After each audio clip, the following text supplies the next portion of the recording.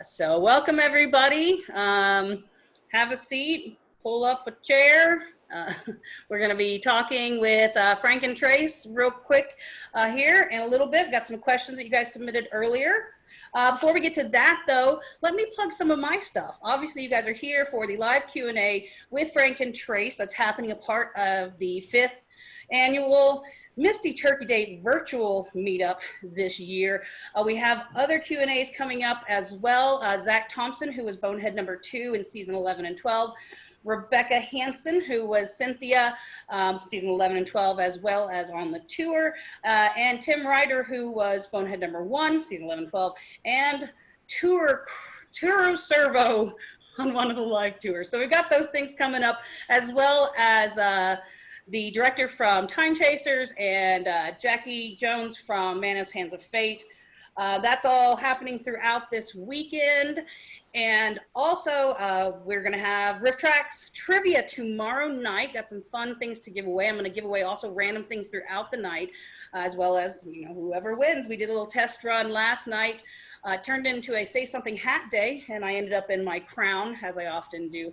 But you want to turn in for the trivia, because I'm also going to be playing special shout-out videos from the cast and crew and alumni from Riff Tracks and MST3K and more. So you won't want to miss that. We have some live riffing coming from should have wrote this down. Front Row Film Roasters. They're going to be riffing It's a Wonderful Life on Sunday. And at the end of Sunday, we're going to have a little read along with Jackie of her book, Growing Up with Manos Hands of Fate. And then I'm going to give away whatever leftover prizes I still have. But I skipped over Saturday completely for some reason. We will have, again, some Q&As. Then we were going to have a live podcast recording of Reels of Justice. They're going to put Indiana Jones and the Crystal Skull on trial.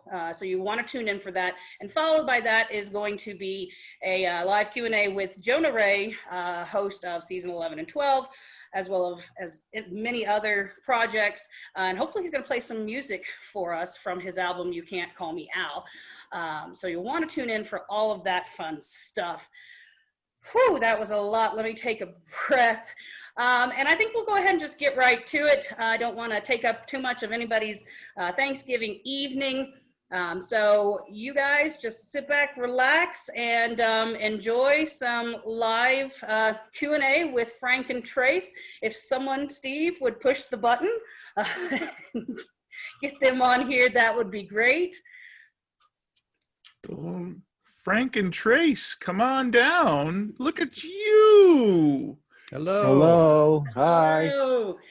I'm going to go ahead and turn my video off and head it over to you and Frank and Trace, and I'll just ask questions from over here.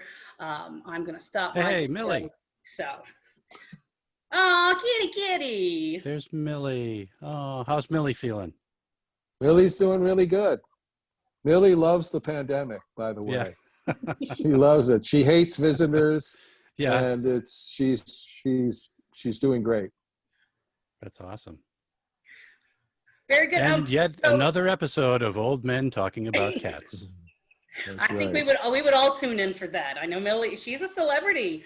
I know on the Yes. Facebook, and we've been watching her and wishing her well during her health problems. And yeah, glad to see that she is back at it.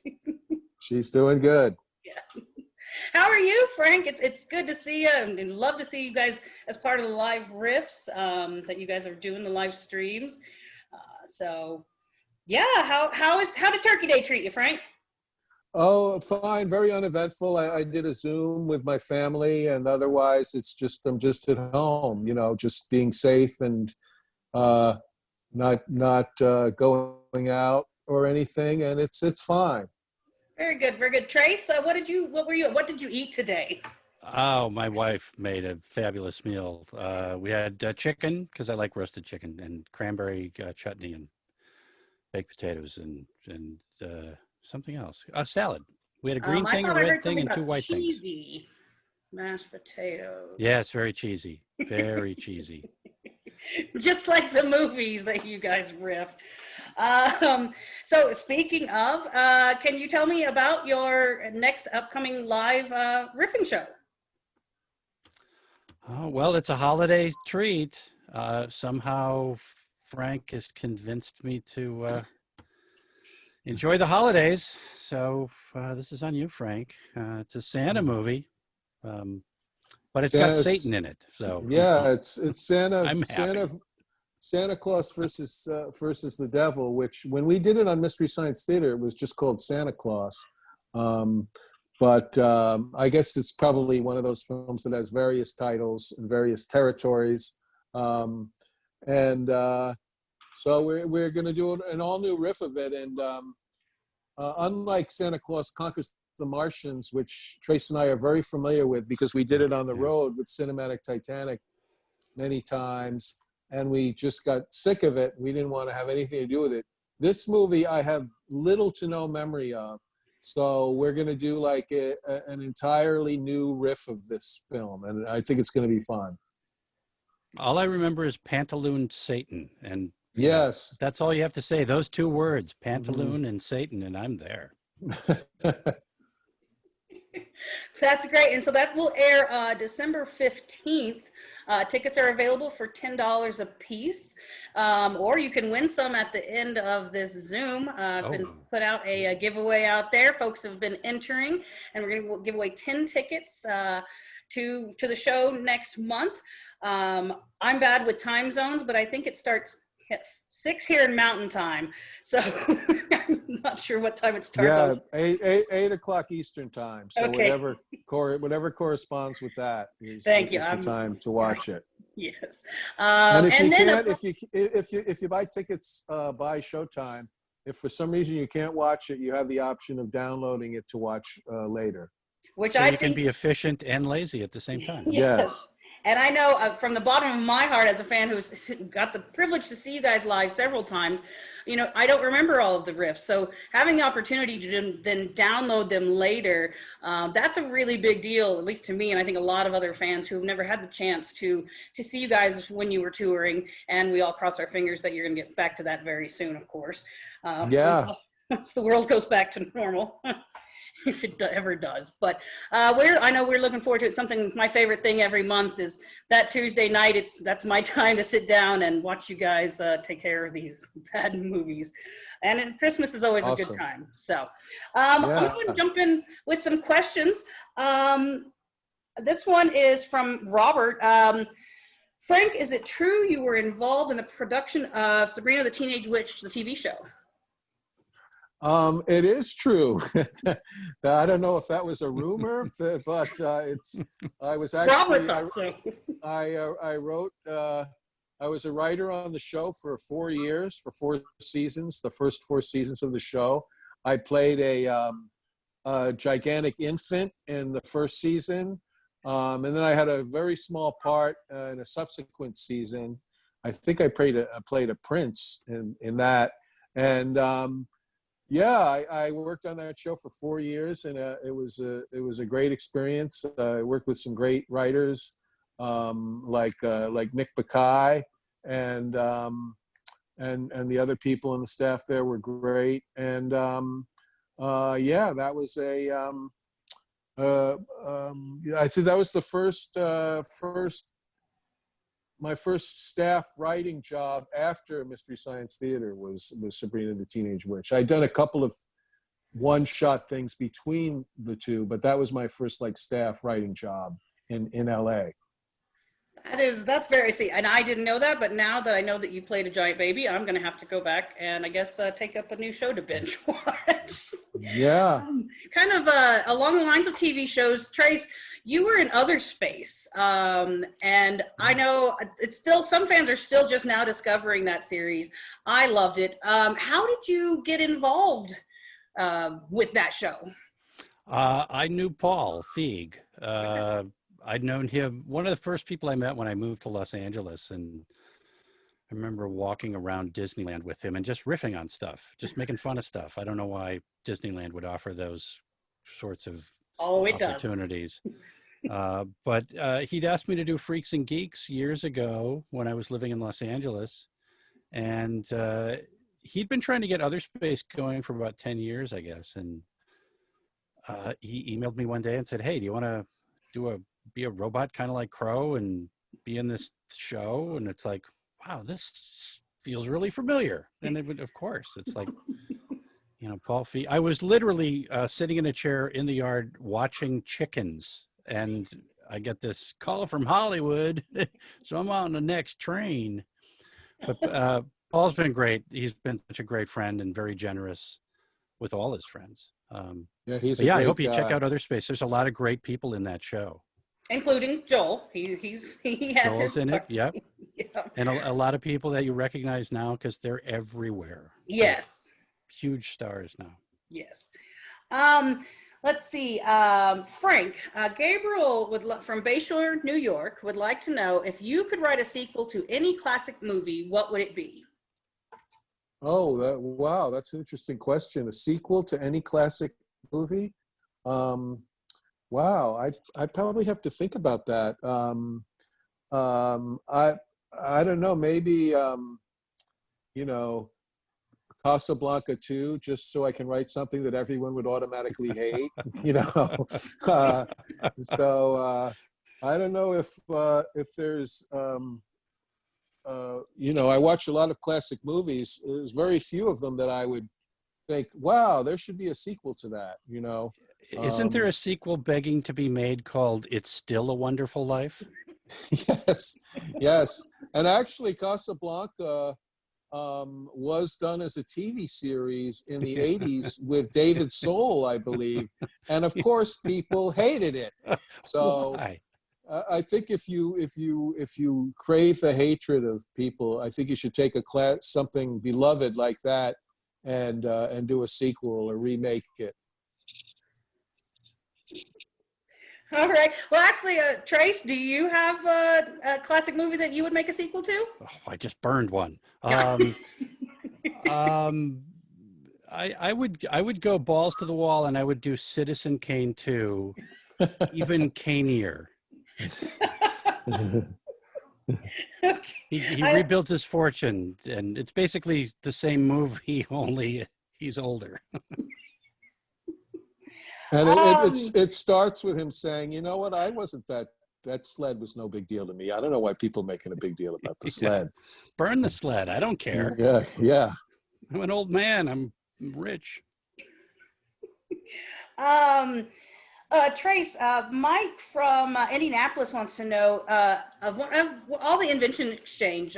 Is there one you would think would be really cool if it was actually real? Oh boy, we've talked about this. So many of these experiments have actually become real products, which is both amusing and sad at the same time. I like the idea of the bitter pills to swallow that Frank was forced to ingest, Yes. because if you're taking any pharmaceuticals at all, you know how dreary that can be, and they all feel like they have fish hooks in them. Did I answer or evade your question? No, I think you answered it. Frank, did you have a favorite invention that you would like to see be real?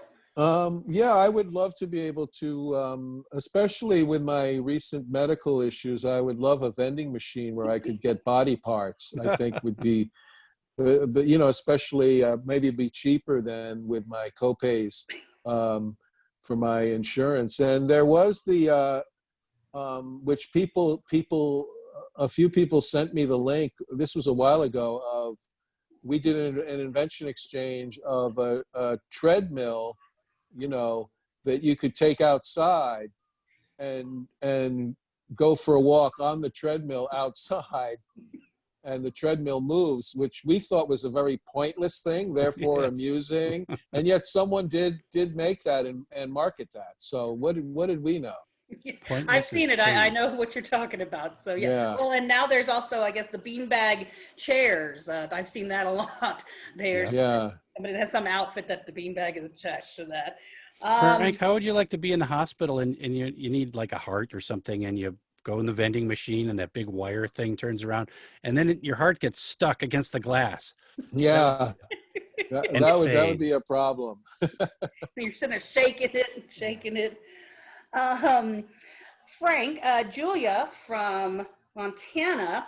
Why is TV's Frank named TV's Frank? This is a question from a 10-year-old fan. I don't know if Julia's the 10-year-old Oh, fan, but why is your name TV's Frank?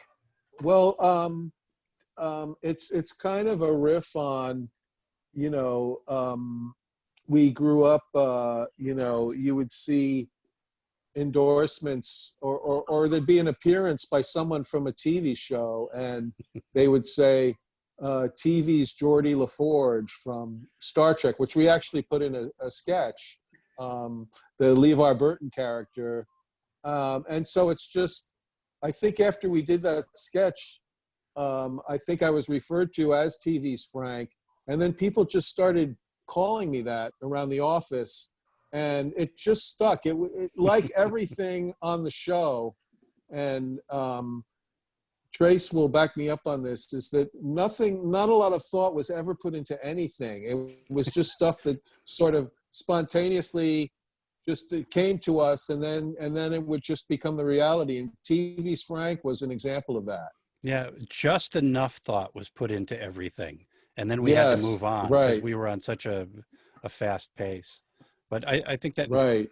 that and like Mike coming up with just you calling Forrester Steve, it just these esoteric things that people read so much into, and it's like, yeah, you know, that happened after lunch. It was just a completely instinctive thing that Mike thought that would be funny, and we thought it was funny too, so we started doing it. There's no other explanation for it. Well, that I think was a very good explanation, and I know my curiosity is now quenched. Trace, was there ever a skit? This is coming from Ken from Central Florida.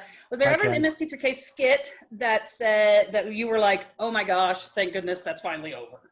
Like getting through all the takes and things like that.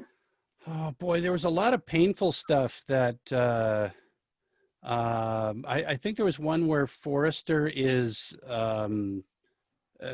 slinky, that his body's a slinky, and I was crammed into one half of a tube, and Jeff Maynard, the prop master Jeff Maynard, was crammed into the other. He played my feet or legs, I think, and that was just like, yeah, really painful. That one I in particular I remember is, but that was just, you know, cramped space and claustrophobia and yeah. And we did a sketch where Trace's head was in the bell of a saxophone. Yes, that was. And fun. we did an Evil Supreme, which I was always very proud of. That it was maybe the only comedy sketch on a nationally televised show ever based around John Coltrane's "A Love Supreme." But it was Trace's head in the bell of the saxophone because it was originally supposed to be me, but I think because of my body or whatever, it was just so uncomfortable I couldn't do it. So Trace ended up doing it, being the trooper that he is. I agreed to have my body sawn in half and hot glued to this prop. Oh yeah, some of that stuff was just meant to be really quick takes and not actually be real. But that's a great question. Thanks, Ken. Let's see. I know I saw one that came. Okay, well, we'll go ahead and wrap it up with the standard. What is your favorite movie that you guys have riffed, whether it's across MST3K, helping out with Riff Track, Cinematic Titanic, or the live riffing you do? Trace, what's your favorite movie to riff? Oh boy, we talk about this all the time, but Glenn or Glenda is like one of the best, not the worst movie ever made, but also one of the most heartfelt movies, and made with the filmmaker's personal story at the core of it. It's also got all those elements that we love of these MST type movies. You know, it's just crazy. But there's so much love in it and heart that, you know, Frank and I think have seen it live or performed it live 50 or more times. Mm-hmm. And you can't take a partner on the road that long and you either love them or hate them. And I think that's probably the film. Okay. Yeah, I'm on board with that. I because unlike Mystery Science Theater, where we would maybe have to watch a movie a half a dozen times, and then we'd move on to the next one. With our live shows, we do, like Trace said, we've done Glenn or Glenda 50 times at least, and I never get sick of it. There's something really special about that film, and I really love it. And so I think that's my favorite. I think of the films we did on Mystery Science Theater. I have a special place. I don't know if it's in my heart, but for Manos, the Hands of Fate, because that's become an iconic film, and I'm the one who found it. So I'm kind of like, it's something I know I have to answer for when I meet my maker. So I keep that one. That's one that I just have to deal with. No, actually, we brought that up this morning during our Q&A with Mary Jo and Joel. We had Jackie. She was on the call with us. We had her pop in, and they talked about it. And he mentioned how you would bring the box of VHS tapes, and you would sit and watch them. And yeah, that it is your fault. We don't mind though, because I think it has brought. It's a mind of its own. It's its own thing, and it has also propelled riffing into a new world along with that movie itself, a life of its own. Well, I just got a message from Jackie. So hi, she just said hi, and I'm saying hi back, Jackie. Good to yes, she's good to know you're there. Now, Frank, you just had a new book come out, correct? What? A new book. Sorry. It's so good to see you both. Oh, hi, nice Jackie. to see you. Hi, Jackie. Hi. It's hard to keep track of all these little photos. It's like Oh. a peeping Tom collecting photo or postage stamps. It's I am peeping on you. I mean, oh, that sounds terrible. I'm sorry. No, I'm not doing that. Peeping Tom. Okay. Another So good yes, movie. Jackie is here. We have a Q&A and a read-along lined up with her Sunday night. So, hey, Frank, maybe we could do something like that with you for one of your new book or one of your previous books, and you could read it to us via Zoom. Oh, okay. So what is the name of your new book? I should have looked that up. My new book is a collection of short stories, and it's called "You're Ruining the Dystopia for Everyone," and but it's not about the dystopia we're living in now. It's about a made-up fictional dystopia that's much more fun than the dystopia the actual real-life dystopia that we are all aware of. And where can people? Amazon? Yeah, right now it's only available at Amazon. I'm looking forward to the day when we can have our merch table set up at our road shows, and people can get it then, or they can bring me copies that I can sign. At some point, I'd like to set up a mail order thing where I can send signed copies to people, but I think I have to wait for the pandemic to be over before I start dealing with the post office and stuff like that. But for now, it's just at Amazon. So you can be assured that if you buy it, I won't get that much money from it. Hey, Jeff Bezos needs that cash, Frank. Yes, he does. Hiker. And Trace, you have at least one book, right? I know I own it. Yeah, it's my 10-year-old book. I am actually currently not available anywhere at any price. I've sold out, and until I'm restocked, I'm just unavailable. Sorry, Charlie. Well, I'm glad I got my copy when I did then. Oh, the book you can get. The Oh. book through my website, which Okay. is almost non-existent, but there is a sliver of website there. Personally, I'm not on Facebook or Gotcha. Yes, Twitter, yeah, of any of course. that. Or Parlor sounds good, but maybe. Check that Everybody go to Trace's feed on Parlor. It's really Yes. great, I hear. I got some ideas. Yeah. Yeah. All right. Well, And you can always find everything we do on the dark web as well. So, Yes. Or on Facebook, and also themadserback.com. yeah. Pretty much everything there. awesome. That's, I know, Facebook is where I tend to be most of the time. I'm back again. So, like we said, you have your live riffing event of Santa versus the Devil coming up on December 15th, and we have some tickets to give away. I was hoping if each of you could give me 5 random numbers between 1 and 91. We had 91 folks sign up. And so, Trace, if you could give me 5 random numbers between 1 and 91.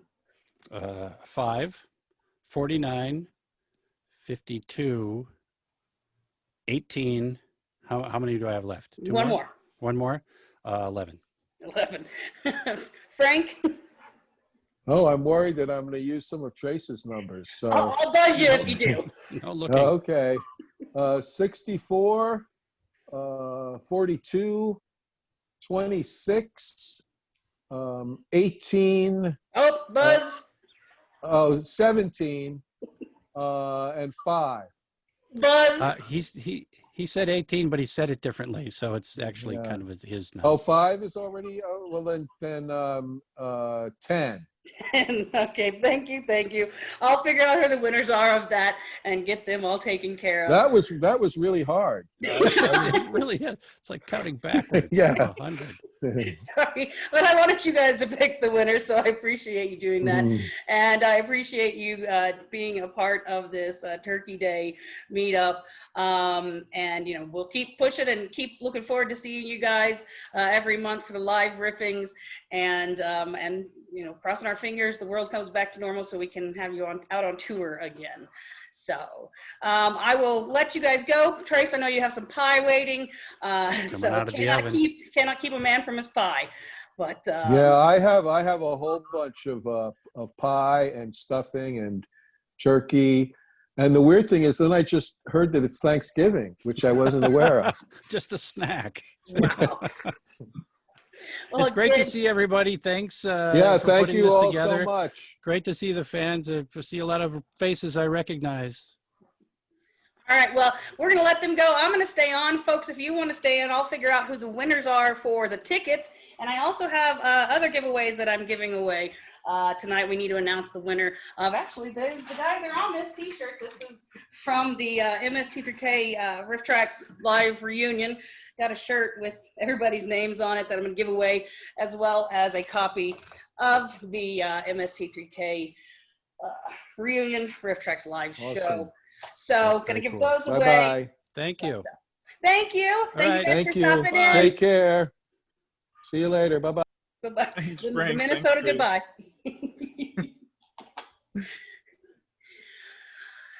That was super fun. Thank you everyone for tuning in. Like I said, I'll announce the winners here, even though if the folks aren't in there. Let me pull up my pad here. iPads of the future. Okay.